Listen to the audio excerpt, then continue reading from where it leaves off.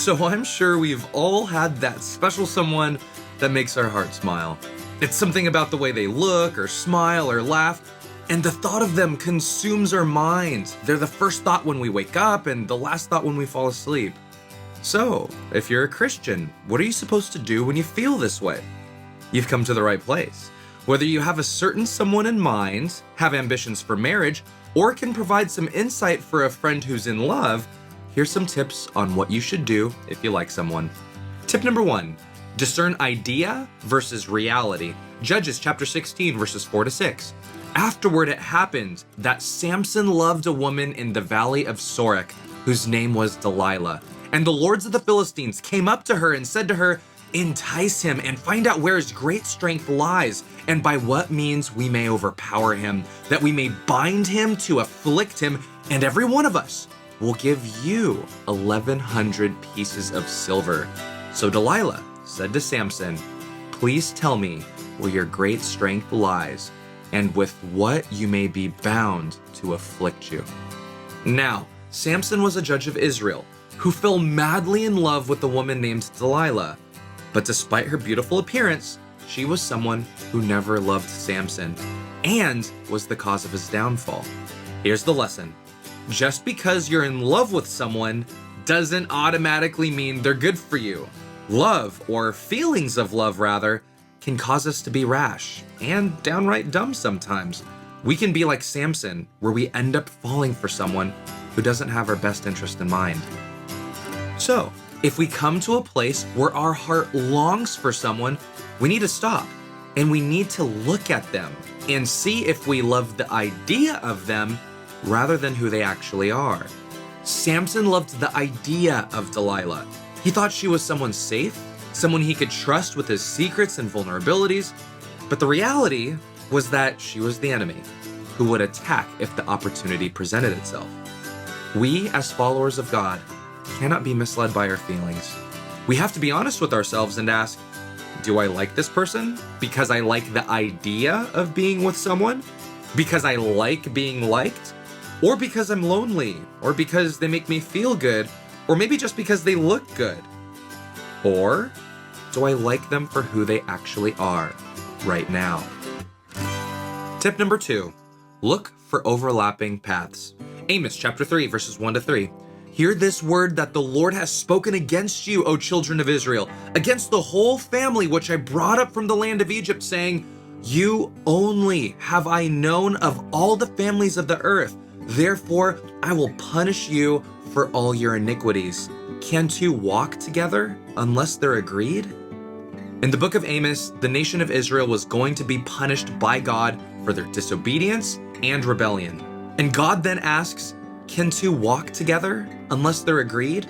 What God was saying is that God wanted to lead Israel in a certain direction. He wanted to bless them, to protect them, and teach them. But Israel, instead of obeying God, gave themselves over to sexual immorality. They attacked the innocent, compromised their morals, and altogether rejected God. God wanted a relationship with his people, but saw that Israel was going in a different direction. All this to say, consider the person you like. Are they going down a path that you want to go down? If you're a Christian, would they be someone who would encourage your walk with God? Would they pray for you? Would they give you grace despite your failures? Some other questions to throw in your mind? What do you want in life? What career do you want to pursue? What are your passions and what do you want to accomplish? In other words, where are you going? Now, hold that thought and think, would this person support that? Would they encourage you and help you? Or would they be a hindrance who takes from you time, finances, and your energy? All this to say, if you like someone, you should know where you're going in life. And you need to discern if this person would help and protect you, or if they would hinder or possibly harm you. Tip number 3, grow in love. Philippians chapter 2, verses 3-4. Do nothing from selfish ambition or conceit, but in humility count others more significant than yourselves. Let each of you look not only to his own interests, but also to the interests of others.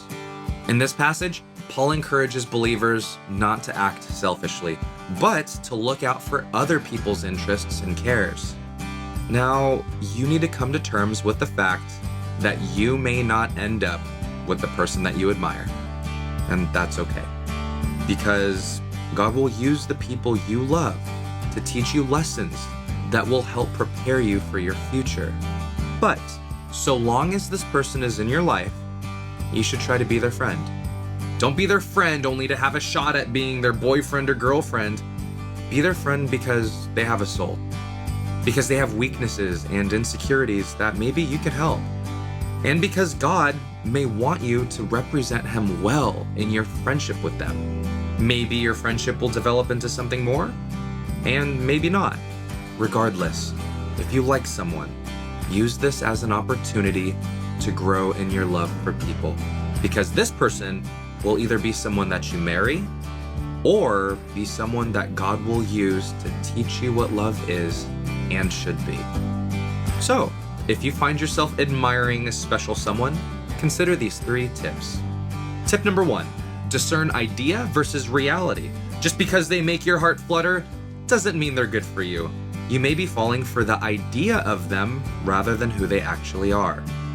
Tip number 2, look for overlapping paths. Ask yourself the hard questions. Where do you want to go in life? And would this person help or hinder you? And tip number 3, grow in love. Be their friend and treat them the way Jesus would want you to, regardless if it ends up in a relationship. Don't live selfishly, but selflessly, and see if you could serve them in love. Love can be messy sometimes, so I'd recommend getting advice from people who've been married a while. In the meantime, we hope this helps, and as you figure out the world of love and romance, never forget, Jesus loves you.